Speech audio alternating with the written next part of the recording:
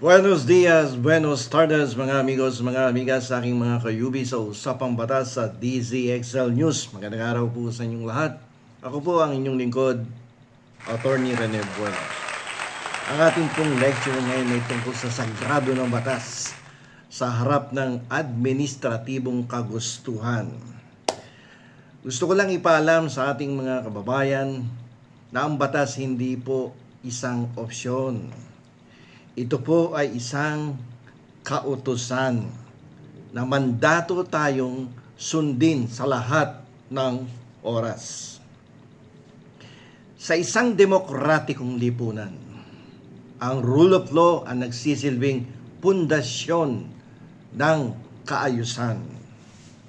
Ang batas ay hindi isang mungkahi na pwedeng sundin kung kailan maginhawa o isang tabi kung kailan ito ay nagiging hadlang sa popularidad ng taong nagpapatupad. Kapag ang isang batas ay ipinasa ng Kongreso at nilagdaan ng ating Pangulo, ito ay nagiging sovereign command. Ang bawat opisyal ng gobyerno, mula sa pinakamataas ng kalihim, yung mga cabinet members na yan, hanggang sa pinakamababang law enforcers sa kalsada, ay nanumpa na ipatutupad ang batas na ito ng buong katapatan. Ang paglihi sa utos ng batas para lamang sa political optics o para patahimikin ang ingay sa social media ay hindi lamang pagkakamali. Ito po ay pagtataksil sa ating sistemang legal. Ngayon, gagawan natin ng isang malinaw na paliwanag, no? Ang salungatan ng Department of Transportation Order at ng Republic Act 4136. At dito ay ating pong pag-uusapan ng gusto. Hihimayin natin ang prinsipyo ng mandatory versus directory. Sa ilalim ng ating mga batas, may mga salitang itinuturing na mandatory.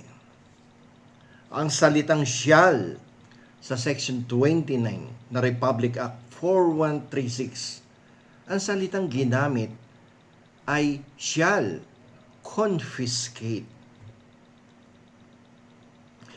Sa mata ng ating Korte Suprema, ang shall ay isang utos na hindi pwedeng piliin kung kailan lang susundin. Kapag naglabas ang Department of Transportation ng isang order na nagbabawal sa confiscation ng lisensya ng mga drivers, pinipigilan nila ang pagpapatupad sa isang direktang utos ng batas. Ngayon pag-usapan natin yung administrative issuance versus legislative power o yung ating tinatawag na Ultra Vires Act. Itong Ultra Vires Act, madalas po nating marinig ito sa commercial law or corporation law. Ito ay popular na doktrina, no, sa commercial law. Ngayon,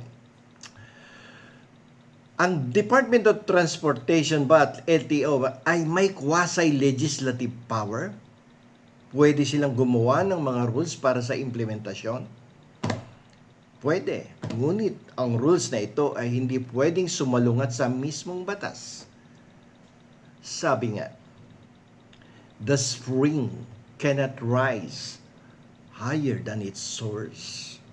Ang anumang administrative order na sumasalungat sa isang Republic Act, isang batas, ay itinuturing na void ab initio. Ibig sabihin, walang bisa sa simula pa lamang. Okay. punta tayo sa issue ng political optics at public appeasement. Ang batas ay hindi dapat nakabase sa kung ano ang trending.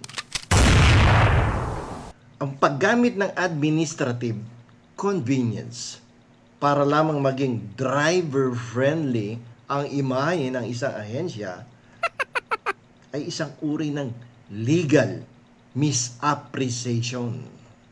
Ang tunay na rule of law ay nagsasabing ang batas ay dapat pairalin kahit hindi ito popular. Yan ang dapat na nangyayari. Hindi porket popular ang isang utos ay yun ang susundin na kumokontra na ng hayagan sa batas na ginawa ng ating mababa at mataas na kapulungan. Walang puwang sa atin ang ganitong klaseng sistema na sumasalungat sa lahat ng legal na ipinag-uutos ng ating batas. Ano ang panganib ng hindi pagsunod? Ano ang magiging legal na epekto for non-compliance with the directive of the law? Ang hindi pagsunod sa malinaw na mandato ng batas ay may malalim at mapanirang epekto sa ating bansa. Kapag ang isang department order ay hinayaang bumalaktot sa isang national law, sa isang batas, pinahihina natin ang kapangyarihan ng Kongreso. Nililikha nito ang isang mapanganib na kultura kung saan ang memo ng isang kalihim ay nagiging mas makapangyarihan kaysa sa batas ng Republika. Hindi kailangan mangyari ito.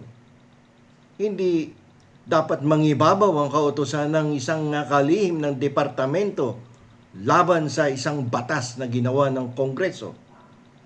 Kailangang mangibabaw ang batas kaysa sa kautusan ng isang kalihim na sumasalungat sa spirit of the law. Nagkakaroon ng legal uncertainty. Nagdudulot ito ng kalituhan sa publiko at sa mga enforcers. Sino ang susundin? Ang batas na nakasulat o ang press release ng isang ahensya? Ang kalituhang ito ay nagbubukas ng pinto sa korupsyon at pang-aabuso. Undiscretionary enforcement o yung pagpili kung anong batas lang ang ipatutupad ay unang hakbang patungo sa anarkiya. Kung pwedeng baliwalain ng DOTR Secretary ang Section 29 ng Republic Act 4136, anong batas naman ang babaliwalain ng isang ahensya bukas o sa makalawa? Ang gobyerno ay pinapatakbo ng mga batas, hindi ng mga tao. Baka nagkakamali kayo. Ang katapatan sa statutory command ay hindi dapat isakripisyo sa dambana ng kaginhawaan. Kung ang batas ay luma na o hindi na practical, ang tamang solusyon ay legislative amendment o yung pagbabago sa Kongreso ng isang batas, hindi ng isang administrative shortcuts.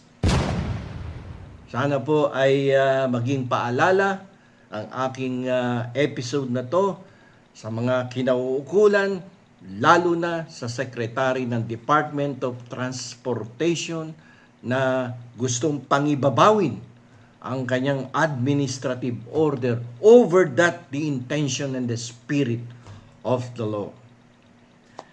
Hanggang dito na lamang po. Ito po ang inyong lingkod, Attorney Rene Bueno. Marami pong salamat. Attorney Bueno, law and beyond. Learn the law, know your rights.